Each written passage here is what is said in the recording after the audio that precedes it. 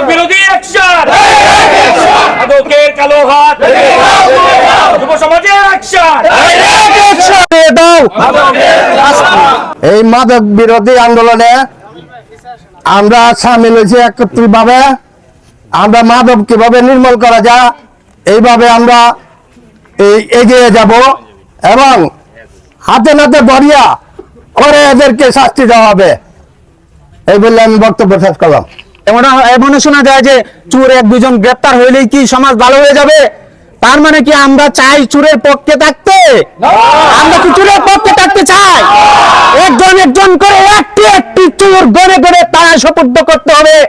একটা একটা মাদক সেবীকে আমরা যারা আজকে ওয়াদা করেছে যে আমরা মাদক ব্যবসা ছেড়ে দিলাম, অনেকের নাম আজকে উন্মোচিত হয় নাই, আমরা তাদেরকে সতর্ক করতে চাই। আজকে যাদের নাম প্রকাশ হয় নাই তারা যদি মনে করে থাকেন যে আপনারা গোপনে ব্যবসা করবেন, আর যাদের নাম প্রকাশিত হয়েছে তারা আড়ালে থাকবে, তারা ব্যবসা ছেড়ে দিবে, এটা আমরা মানব না।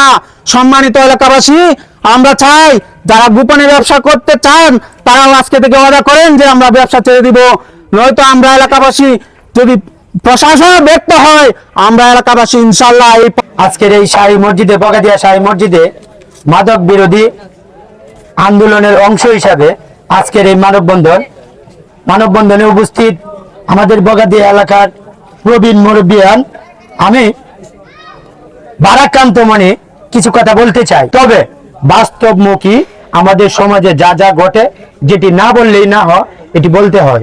আজকে এই আমাদের বগাদিয়া গ্রামে মাদক বিরোধী আন্দোলনটা শুরু হয়েছিল আজ থেকে প্রায় 3 মাস আগে শুরু হয়েছিল। আজ পর্যন্ত দৃশ্যমান কোনো কিছু হয় নাই। আমার প্রশ্ন কেন দৃশ্যমান হয় নাই? মাদক বিরোধী আন্দোলন যারা আজ থেকে 15 দিন আগে নেমেছে তাদের এলাকায় দৃশ্যমান অনেক কিছু হয়েছে। তাদের এলাকায় হয় জনগণ সচেতন, না হয় প্রশাসন সচেতন।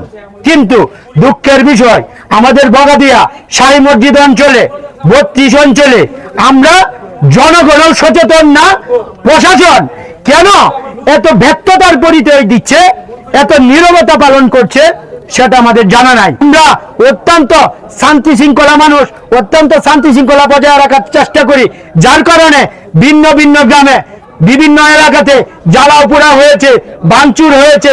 আমাদের বগাদিয়া গ্রামে এখনো পর্যন্ত আমরা কোনো ভাঙচুর করি নাই, এখনো পর্যন্ত আমরা কোনো বাড়ি ঘরে হামলা করি নাই।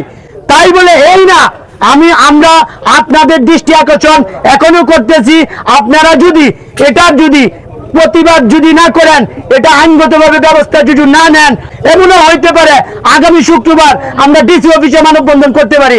তাহলে আমাদেরকে আর নতুন করে কর্মসূচি দেওয়াবেন না।